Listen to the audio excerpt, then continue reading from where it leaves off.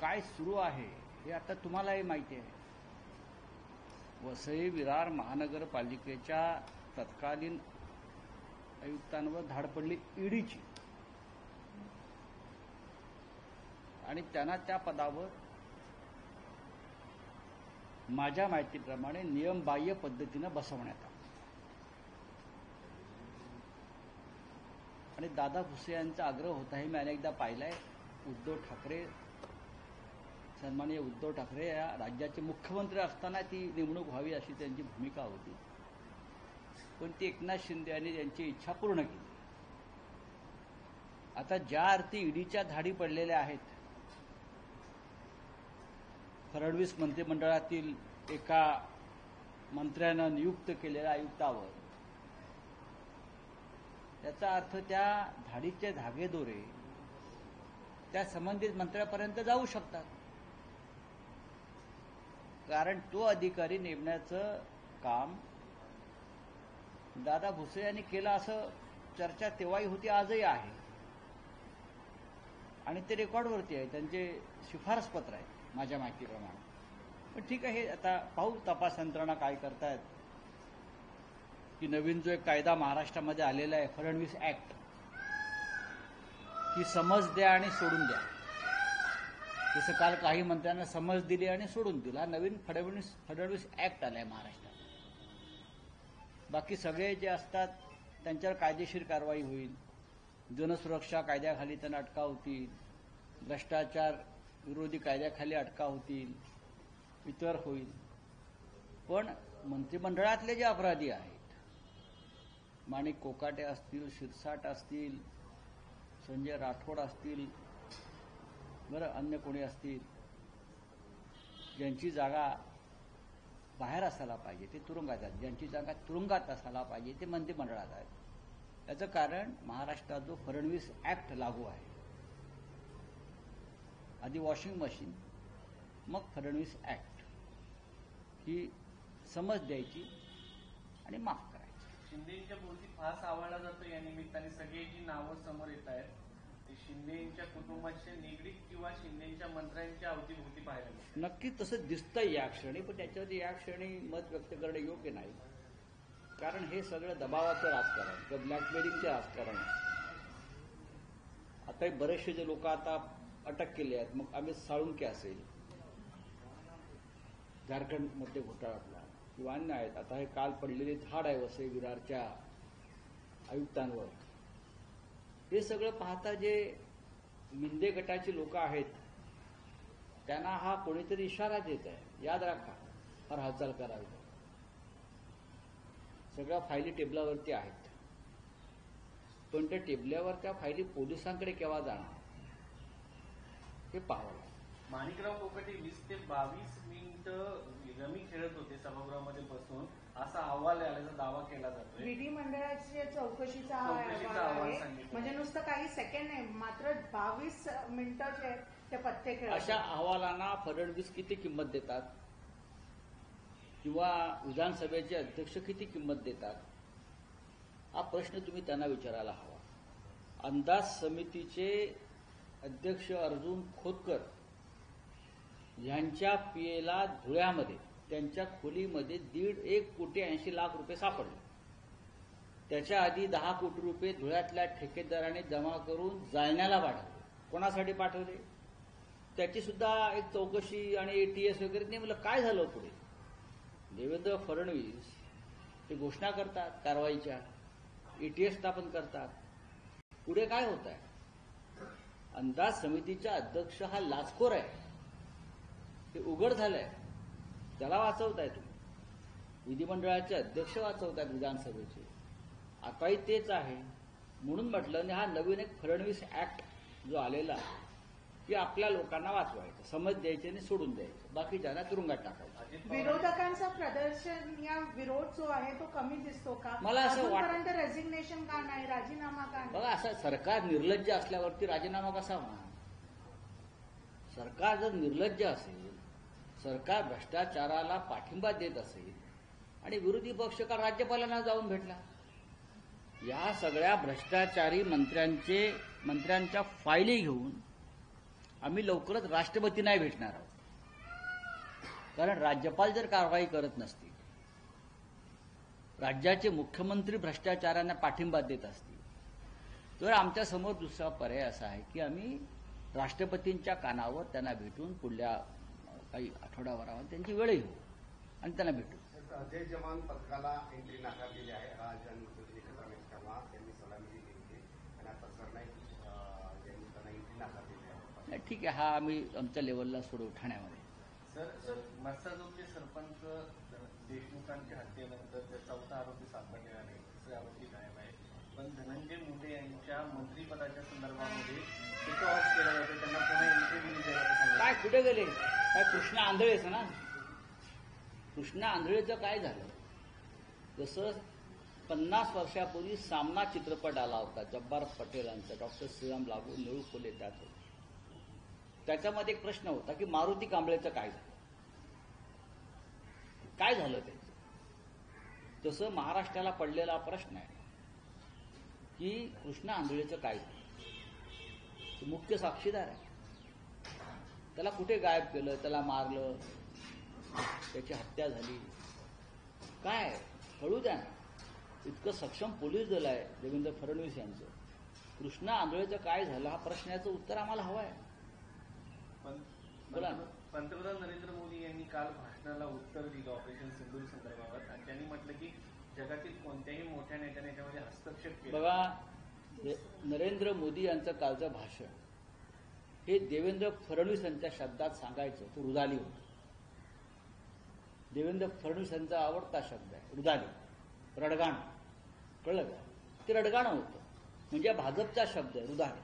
महाराष्ट्रामध्ये देवेंद्र फडणवीस यांनी प्रचलित केलेला शब्द हा त्यांच्या गुरुच्या बाबतीत पक्का बसतोय, रुदाली. रुदाली भाषणे कोणाची झाली काल विधिमंडळ पार्लमेंटला? तुम्ही भाषण आहे का राहुल गांधींचं, प्रियांका गांधींचं? राज्यसभेत मल्लिकार्जुन खरग्यांनी जे मुद्दे मांडले त्याच्यावरती उत्तर आहे का?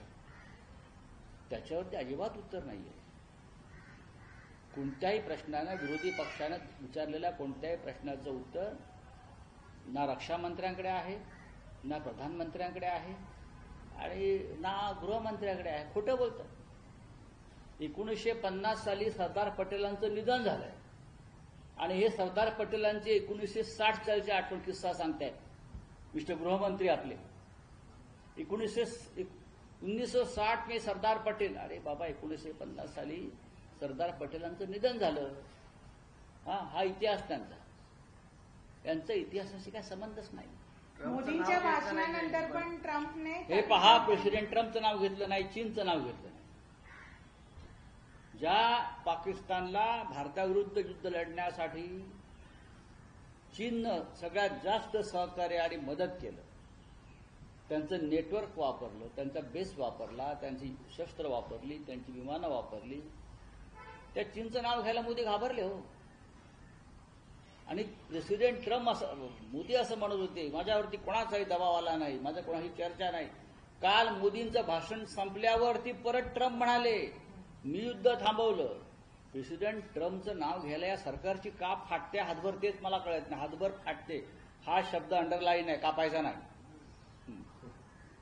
महाराष्ट्रामध्ये लाडकी बहीण योजनेमध्ये 4,800 कोटीचा घोटाळा झाल्याचं सांगण्यात नाही, सांगण्यात काय ते. सुप्रिया सुळे यांनी पुराव्यासह हा मुद्दा मांडलाय. सन्माननीय खासदार सुप्रियाताई सुळे यांनी अत्यंत तळमळीनं पोटतिळकीनं हा 4,800 कोटीचा घोटाळा की लाडक्या बहिणींच्या नावावरती पुरुषांनी घेतले पैसे घेतले ना. आता ह्याच्यावरती काय कारवाई करणार देवेंद्र फडणवीस? काय यांनाही फडणवीस ऍक्ट लावणार? विसरून जा, हा समज द्या आणि विसरून जा, हाच ऍक्ट लावणार ना तुम्ही. सर, राज्याची ज्या प्रकाराने स्थिती आहे त्या संदर्भात आपण बघितलं तर काल अजित पवार यांचं स्नेहभोजन झालं. त्याच्यानंतर त्यात उपमुख्यमंत्री एकनाथ शिंदे वगळता सेनेचे एकही मंत्री उपस्थित नव्हते. तर ताळमेळ नाहीये, काही किती वेळा सांगायचं? बघा, मी वारंवार सांगतोय, एक दिवस देवेंद्र फडणवीस यांच्या समोर कॅबिनेट बैठकीमध्ये गँगवॉर होणार. मी जे सांगतो ते कालांतराने खरं ठरतं, हा तुमचा अनुभव असेल. आणि आत्ता जी धुसफूस आणि खतखत सुरू आहे त्याचा स्फोट होणार आहे. चलिए बोलिए. अदानी यांना धारावीतली 600 एकर जागा दिली गेली कळते आणि MIDCतली जागा फायदेशीर भावात दिली जाणार आहे. काय वाटतं? काय वाटणार? दुर्दैव आहे महाराष्ट्रात. देवेंद्र फडणवीस, नरेंद्र मोदी, जो देशाचा पंतप्रधान गौतम अडाणीच्या व्यापारासाठी पाकिस्तान बरोबरचं युद्ध थांबवू शकतो, प्रेसिडेंट ड्रम्सची डील करतो आणि पाकिस्तानचा बरोबरचं दहशतवादाविरुद्धचं युद्ध थांबवतो, त्या देशामध्ये अडाणीला अख्खा देश जरी दिला नावावर करून तरी आश्चर्य वाटणार नाही. धारावी फार लहान गोष्ट आता त्यांच्यासाठी. सर एक हिंदी में सवाल है. बोलिए. सर, प्राइम मिनिस्टर ने कल कहा कि किसी विदेशी ताकत ने युद्ध रुकवाने के लिए उनसे नहीं कहा, लेकिन सामना में आप लोगों ने सवाल उठाया. आपने ये भी कहा कि पंडित नेहरू के सामने प्राइम मिनिस्टर मोदी नाखून के बराबर भी नहीं है. उसमें गलत क्या है? पंडित नेहरू है, सरदार पटेल है. नेहरू और सरदार पटेल बनना आसान नहीं है. मोदी और शाह बनना बहुत आसान है आज के जमाने में. ईवीएम हैक किया, हाँ, वोटर लिस्ट में घोटाला किया, तो मोदी और शाह बन सकते हो. आप तुरंत बन सकते हो. आपके पास अडानी हो या और उद्योगपति हो, पैसा है, तो आप मोदी शाह बन सकते हो. लेकिन जवाहरलाल नेहरू, सरदार पटेल बनना, इंदिरा गांधी बनना, राजीव गांधी बनना, नरसिंह राव बनना और मनमोहन सिंह बनना भी आसान नहीं है. मैं इतना ही कहता हूं. और क्या है, कल का भाषण सुना आपने, सब सुन लीजिए. मोदी जी ने ट्रंप का नाम तक नहीं लिया. मोदी जी ने चाइना का नाम तक नहीं लिया. मोदी जी का भाषण खत्म हो गया और वहां फिर एक बार ट्रंप ने कहा कि मैंने वहां रुकवाए. ये डरपोक सरकार है और सरकार की लीडरशिप डरपोक लोगों के हाथ में है. ये बोलने में मैं नहीं डर रहा हूं. चाहे मुझे जेल में डालिए और कुछ करिए, मैं नहीं डर रहा. सरकार शिंदे गटातल्या काही मंत्र्यांनी बोले हिंदी का खत्म हो गया. सर इस मुद्दे को आप हिंदी का देखो. हाँ. हिंदी का देखो. कल यूएस प्रेसिडेंट ने बोला है कि 20 से 25% टैरिफ देना पड़ेगा इंडिया को. तो हम फॉरेन पॉलिसी की बीजेपी बात करती है, गवर्नमेंट फॉरेन पॉलिसी. इस देश को फॉरेन पॉलिसी नहीं है. इस देश को सिर्फ गौतम अडानी की पॉलिसी चलती है व्यापार के लिए. जिस देश का प्रधानमंत्री गौतम अडानी का व्यापार के लिए युद्ध रुकवाता है, पाकिस्तान के साथ युद्ध चल रहा है, टेररिज्म के खिलाफ युद्ध रुकवाता है, उस देश के प्रधानमंत्री से और सरकार से आप क्या उम्मीद कर सकते हो? मुझे बताइए. इस देश में जो सब कुछ चल रहा है वो गौतम अडानी, ये एक उनके दोस्त के लिए चल रहा है. जनता के लिए या राष्ट्र के लिए कुछ नहीं चल रहा है. देवेंद्र फडणवीस पे क्वेश्चन सर. देवेंद्र फडणवीस कल अपने मिनिस्टर्स को बोला है कि मीडिया से कम बात करें, कंट्रोवर्सीज में ना आए और डेवलपमेंट पर फोकस करें. देखिए, देवेंद्र फडणवीस क्या बोला है मुझे मालूम नहीं, लेकिन उनके कैबिनेट में 10 अपराधी ऐसे हैं, 4 हनी ट्रैप में फंसे हुए मंत्री हैं और 4 घोटालेबाज ऐसे मंत्री हैं जिसके पूरे एविडेंस हमने दिए हैं. लेकिन एक नया फडणवीस एक्ट चल रहा है, फडणवीस कानून.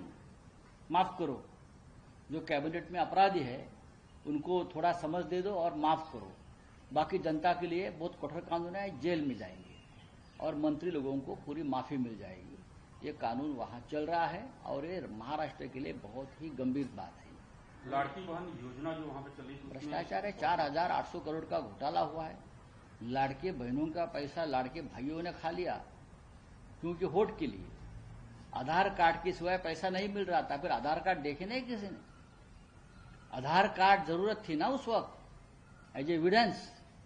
तो ये जो जेंट्स थे, भाई थे हमारे सब लाखों, उसने अपना आधार कार्ड तो दिया होगा तब पैसा उनके खाते में जमा हो गया. तो कौन जिम्मेदार है? सरकार. सर एक और सवाल है. सर सुप्रिया सुले ने पार्लियामेंट में उन्होंने अपने भाषण में कहा कि प्राइम मिनिस्टर नरेंद्र मोदी ने विदेश जाने वाले प्रतिनिधिमंडलों का नेतृत्व करने के लिए कई विपक्षी नेताओं पर विश्वास दिखाकर बड़प्पन का परिचय दिया है. उनकी राय है. ये बड़प्पन की बात नहीं है, ये उनकी मजबूरी थी. वो विश्व को दिखाना चाहते थे कि देश हमारे साथ है. अब है क्या? अब बड़प्पन दिखाएंगे मोदी जी? काम हो गया उनका. सर निशिकांत दुबे ने पत्र लिखा है सदन